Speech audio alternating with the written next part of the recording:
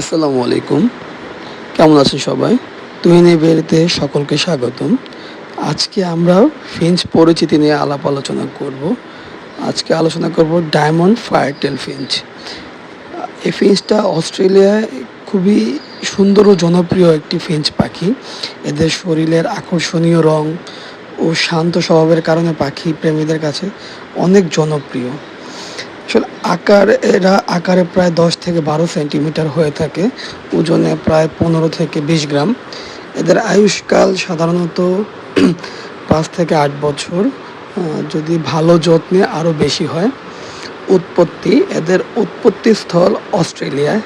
চেহারা ও বৈশিষ্ট্য: শরীর ধূসর রঙের, সারা শরীরে ছোট ছোট সাদা দাগ থাকে, চোখের চারপাশ ও ঠোঁট লালচে, লেজ কালো। সবচেয়ে আকর্ষণীয় রং হলো নিচের লাল অংশের যেই রংটা থাকে, যেটাকে ফায়ার টেল বলা হয়।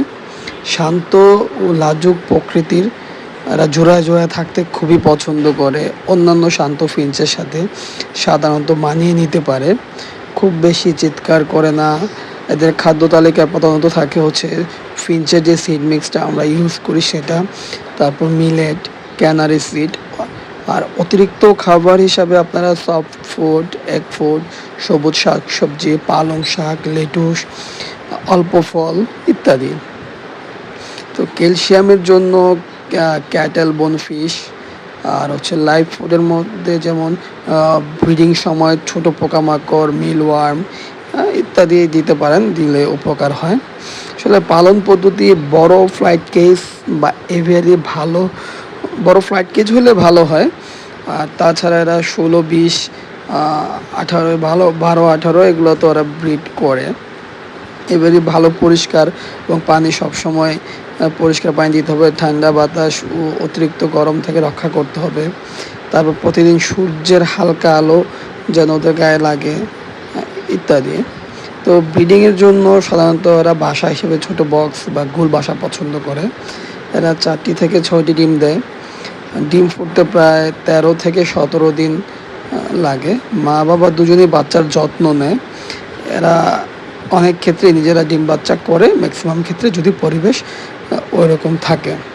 এদের ডাক অনেক মিষ্টি ও নরম। স্ট্রেস বেশি হলে সহজে অসুস্থ হতে পারে।